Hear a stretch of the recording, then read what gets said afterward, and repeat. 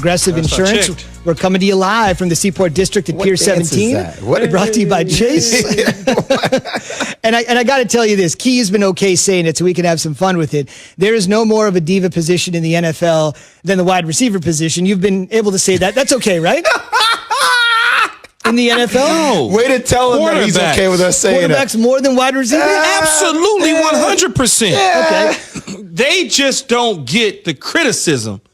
But quarterbacks, man, them selfish, boy, don't get me started. Okay. Jeff will tell you. Well, that's why I wanted to mention. You never hear it from offensive linemen, but our guy, Jeff Saturday, who joins us on the Shell Pennzoil Performance Line, he went straight diva. He's like, you better put me in this segment of the show because I got plenty to say.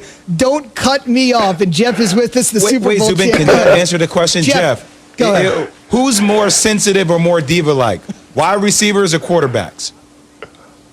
Wide receivers, it ain't even close, man.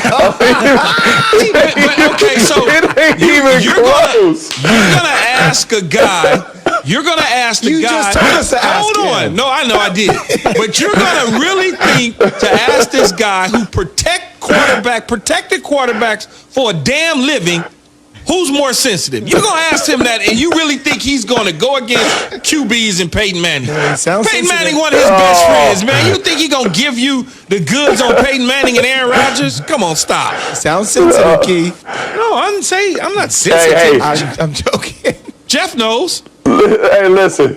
Listen, Key. We know now. We know them receivers. First of all, you're always open. I've never heard a wide receiver ever think they're covered. Them dudes can have triple coverage. They're still always open, and they're coming back to the huddle complaining about they ain't feeding me. They want to feed somebody. They ain't trying to pay me, man. They ain't trying to pay me. That's every good wide receiver you ever played with, and that's what you want. But that's what makes them great.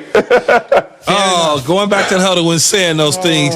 Speaking of going to the huddle, Jeff, what is going on with the Buccaneers offense? We watched them the other day. I feel like I almost said a Sunday night game because it was a 4:25 game and it was dark and it felt like the Sunday night game against Kansas City. What's going on with the offense?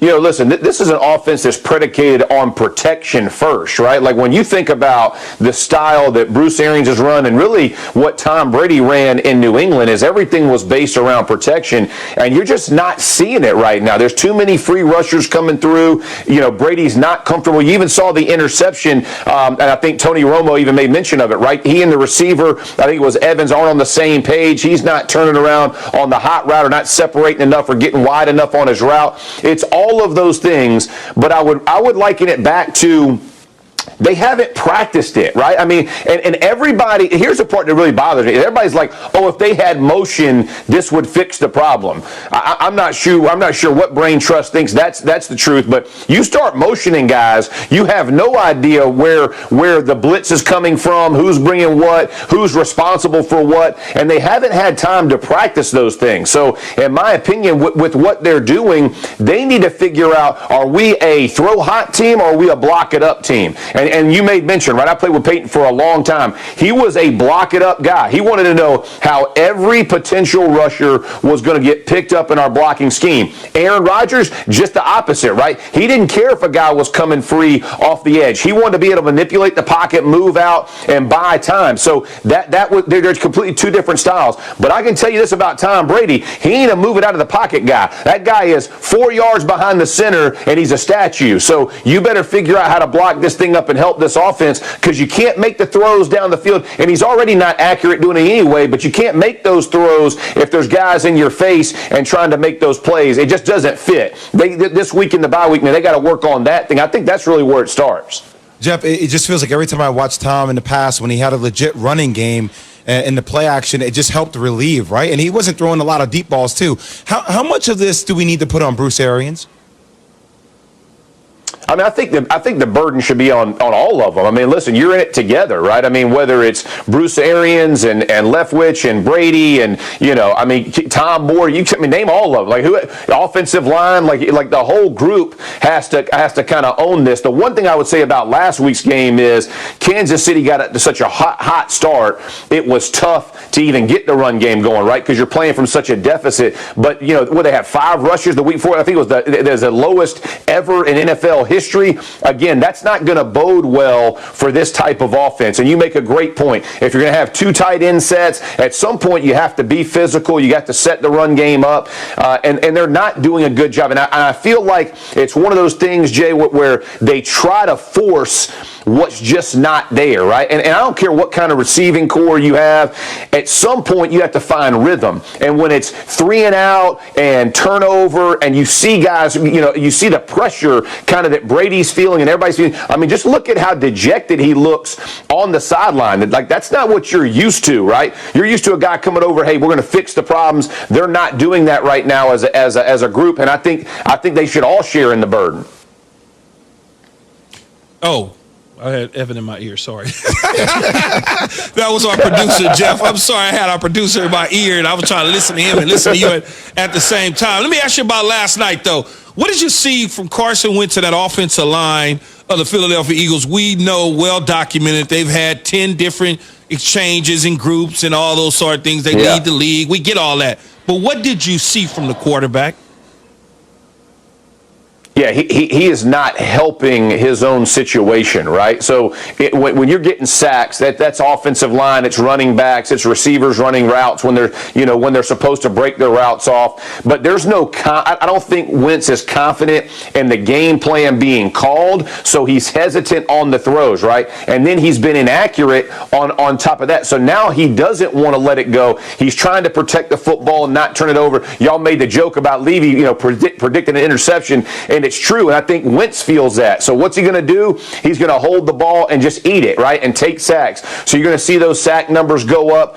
I think the problem, that I see is everybody's like, oh, well, Hurts is going to be the answer. Well, if you don't have receivers separated, you don't have a line that protects them, I'm not sure he's going to give you any more of an advantage than Carson Wentz is. It's one of those things that's disheartening to watch, because I do think Wentz has talent, but I think in his mind he is so locked up, and you know what I'm talking about, man. Both of you guys, like, there's a time when a competitor gets locked up in his brain, like he can't get out of his own way, and I think you see that week after week because he wants to perform well. He just freezes up in the moment right now, and it's just costing his team. And listen, when you're the dude, and I know everybody talks about, well, he's getting too much. Well, they get too much credit when they win too, right? So they got to take all the credit when they lose. It's just one of those things, man. It's just piling on and tough to overcome. Let me ask you this, Jeff. 6-time Pro Bowler, 4-time All-Pro, Super Bowl champion, ESPN analyst.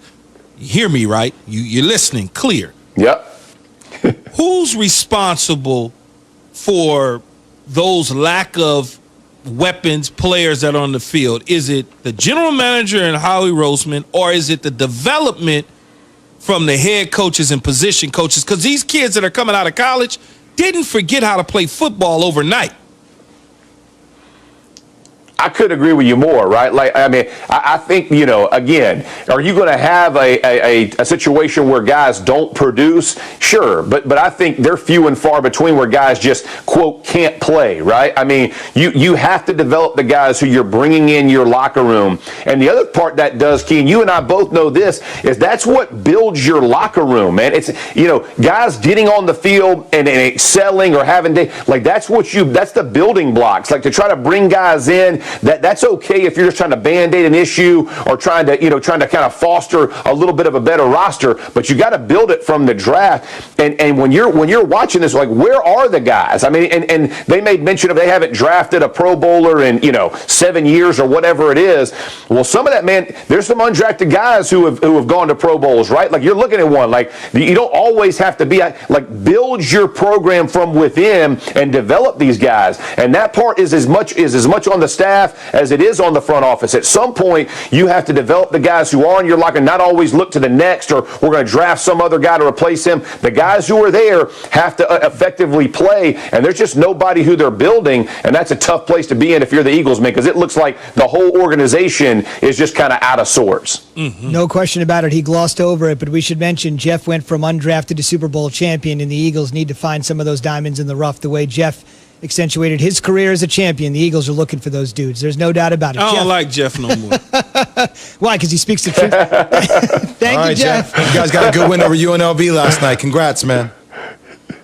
Hey, you know what? I knew you'd be back talking now, dude. Don't try to. That was a softball. We never talked about Carolina beating up on them Dukies football-wise a couple of weeks ago. You kind of hid in the bushes a little bit. Have nothing now to say, all of a sudden, basketball season's coming on, and it's I'm Duke. being yelled at. We got to go to break. We got to go to break. Let's go to break. Let's go to break. Jeff, we'll see you next week, man. Thank you very much. On the way. Love y'all, man. Be good. You too, Same brother. to you. The Cubs might dump Bryant. The Bears might dump Trubisky.